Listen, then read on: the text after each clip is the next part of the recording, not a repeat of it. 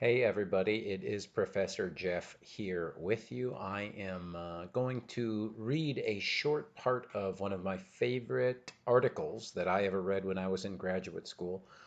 Now, I do want to say that this article, excuse me, sorry about that. I do want to say that this article is advanced, okay? The vocabulary in this short part of the article is very, very advanced. So I'm here to walk you through it and talk to you about what's going on in the article. And then if you want to, I'm only going to read this part in yellow, right? You can see that it's not that much. I'm also going to post this short section, this short part of the article in Canvas. So if you want to look over it, review it, study it, and take a lot of time with it, you can. But I'm going to read through it for us right now to make sure that you understand what it is. So remember, this video is part of our Writing as Process class learning goals, and this is focused on revision. And this comes from an article from 1988. So again, this is an older article, but I still really love it, by a woman named Tomlinson. And what she did was she talked to different writers about revision. And if you don't know what revision is or don't remember, go back and watch some of the earlier videos. But of course, revision is after you've done your pre-writing, you've written your first draft. Now you're going to edit, revise, change, improve, fix, whatever, right? So what Tomlinson did here was she talked to many famous authors, authors in all kinds of different genres, and asked them about their revision process. And what she found out was that people loved to use metaphors. And remember, metaphors are images or stories or comparisons that sort of give you the ability to talk about something in a different way, right? Metaphor, usually we think about that from stories or plays or movies or fiction, right? But if you think about an example of a famous metaphor, you could say something like, she was so angry that she was breathing fire, right? We know she wasn't really breathing fire, but for whatever reason, fire and fire from our nostrils, fire from our mouths, gives us this image of anger, right? So that's all this idea of metaphors, right? Um, and what Tomlinson did here again is talk to different writers about what metaphors they would use for their revision process. And I think it's really helpful. So I'm just going to start reading here and I'll explain as we need to explain. But I'm here. So Tomlinson wrote that there are varied perspectives and internal coherence. Varied perspectives means lots of different perspectives, lots of different points of view, lots of different ideas. So, my review of these stories and their associated implications certainly support Shun's contention that each metaphorical story conveys a different view of reality and represents a special way of seeing. These stories themselves, and of course the individual expressions of each story, function to emphasize and suppress different aspects of the composing process.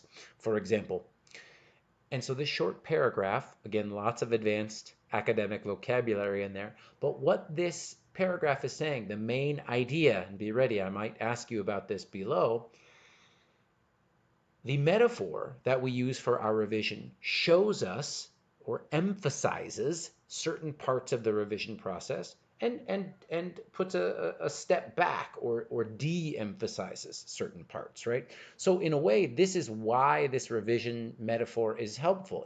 It shows us something about our own thinking, and then hopefully if we become aware of our own thinking, we become aware of our own revision metaphor, it will help us be even more effective when we're doing our revision. So that's what this dense introduction paragraph is saying. So here is the list of the different metaphors. So the first one is refining ore. And think about this as melting metal.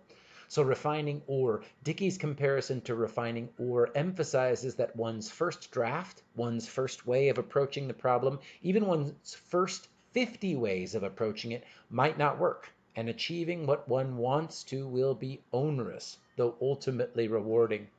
And if you think about that, we're refining, right? That it means more and more and more over and over and over. And if you want to see an example of this, just go on YouTube and Google refining ore, right? And see, right? Watch that video and see what feeling you get from it.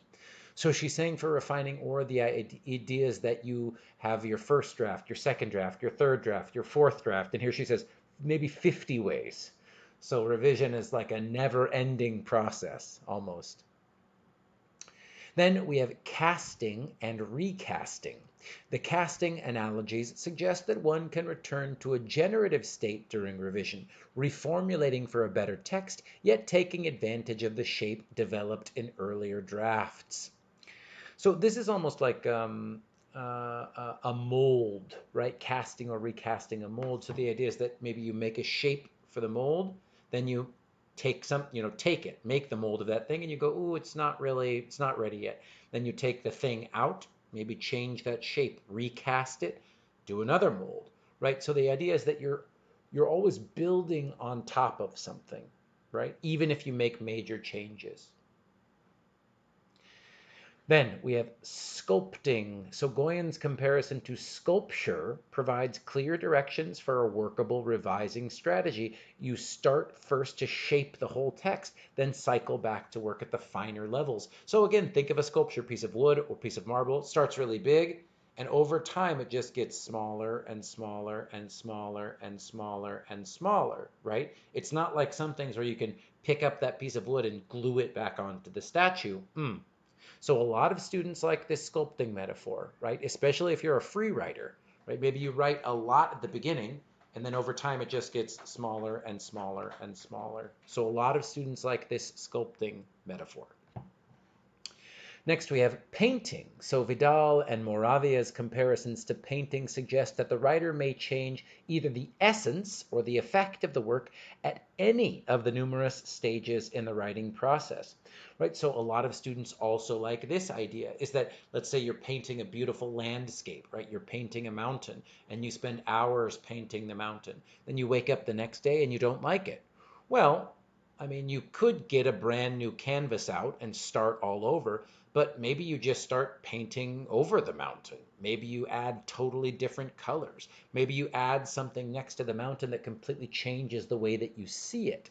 So this idea about the essence, think about the essence in that of like the main idea. Maybe you change your thesis statement or the effect, right? So maybe you love the mountain in my example here. You love the mountain that you painted, but you need to change some of the trees or the forest, right? So the main idea is still great, but you're going to make some changes around the main idea. So that's one way that people like the painting metaphor.